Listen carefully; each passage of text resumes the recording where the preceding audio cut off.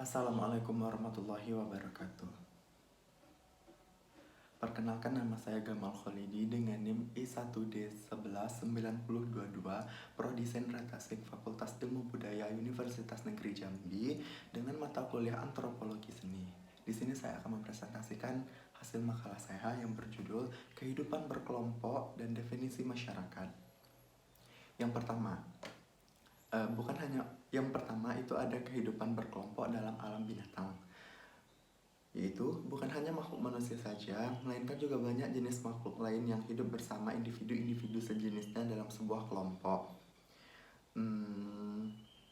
Dari ilmu mikrobiologi misalnya, kita mengetahui bahwa banyak jenis protozoa hidup bersama makhluk sel sejenis dalam satu kelompok sebagai ribuan sel yang masing-masing tetap merupakan individu sendiri-sendiri.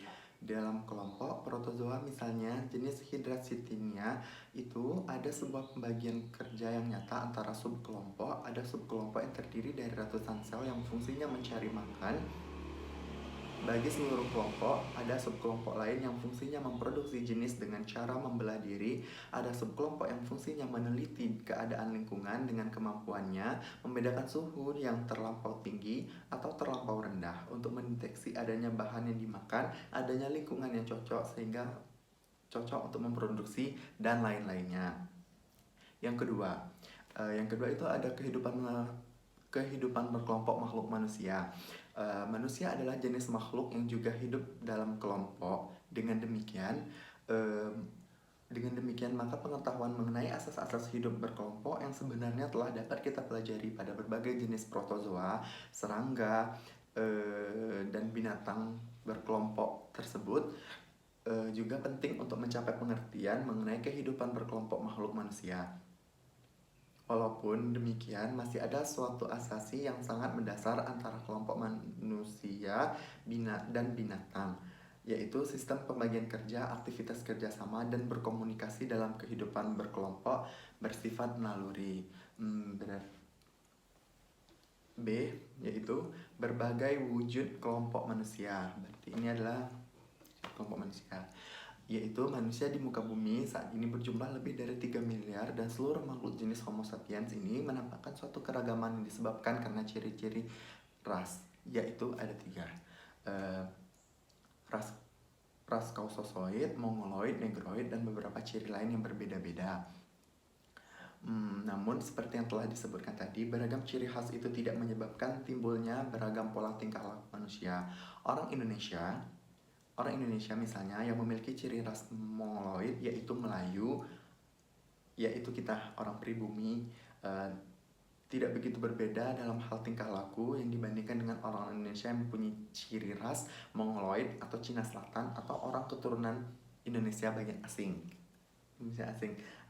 Serupa itu juga orang Amerika yang mempunyai ciri ras Negroid, yaitu C. Unsur-unsur masyarakat.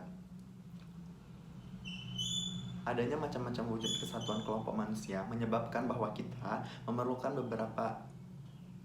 beberapa istilah untuk membeda-bedakan berbagai macam kesatuan tadi. Kecuali istilah yang paling lazim, yaitu masyarakat. Ada istilah-istilah lain untuk menyebut kesatuan-kesatuan khusus merupakan unsur dari masyarakat, yaitu kategori sosial, golongan sosial, komunikasi kelompok, dan perkumpulan. Keenam istilah itu berdasarkan konsepnya, syarat-syarat pengikatnya, dan ciri-ciri lainnya akan kita tinjau sebagai berikut. Yang pertama, masyarakat.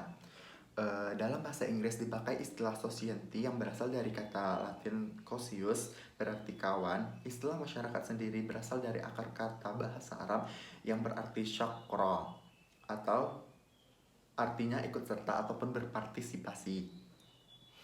Masyarakat adalah sekumpulan manusia yang paling bergaul atau dalam istilah ilmiah saling berinteraksi satu sama lain.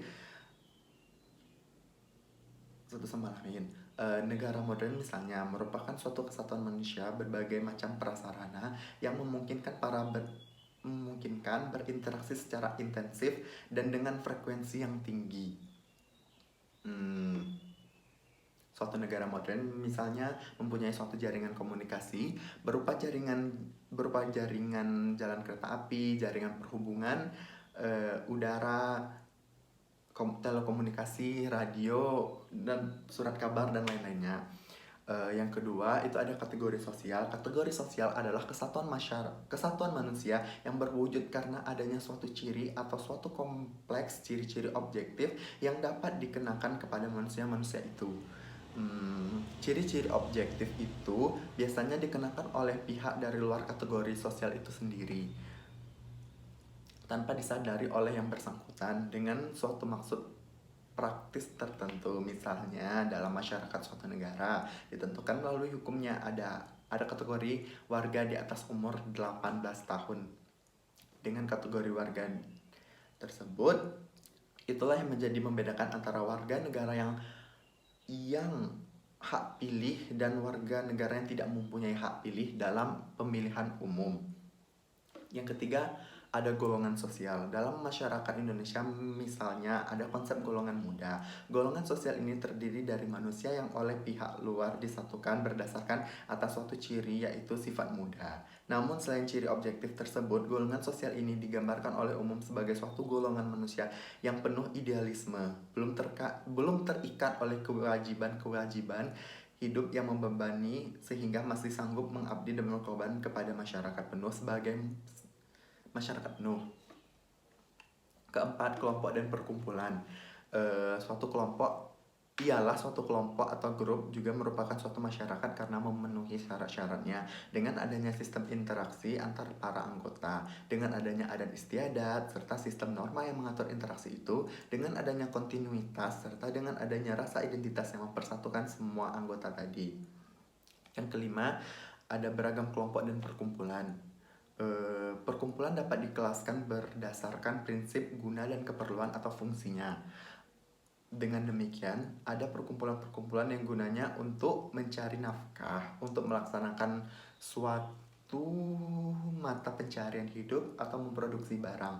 Intinya untuk keperluan ekonomi. Yang keenam, yaitu ikhtisar mengenai beragam wujud kesatuan manusia. Istilah masyarakat dipakai untuk menyebut dua wujud kesatuan manusia, yaitu komunitas atau yang menekankan pada aspek lokasi hidup dan wilayah, dan konsep kelompok atau yang menekankan pada aspek organisasi dan pimpinan dari suatu kesatuan manusia. Adapun tiga wujud kesatuan manusia yaitu kerumusan, kategori sosial, dan golongan sosial. Akan tetapi tidak dapat disebut sebagai masyarakat. Yang ketujuh, ada interaksi antar individu dalam masyarakat. Dalam hal menganalisis proses interaksi antara individu-individu lainnya, masyarakat kita harus membedakan dua hal, yaitu yang pertama kontak dan yang kedua komunikasi. Kontak antara individu juga tidak hanya mungkin pada jarak dekat saja, misalnya berhadapan muka, juga tidak hanya pada jarak sejauh kemampuan panca indera manusia. Akan tetapi alat-alat kebudayaan manusia masa kini seperti tulisan, buku, surat kabar, telepon, radio, televisi memungkinkan individu-individu jarak jauh berkontak pada jarak yang sangat jauh juga. Baik, cukup sekian video presentasi dari saya. Kalau ada salah kata, saya mohon maaf. Akhirul kalam, wabillahi hidayah wa taufik. Wassalamualaikum warahmatullahi wabarakatuh.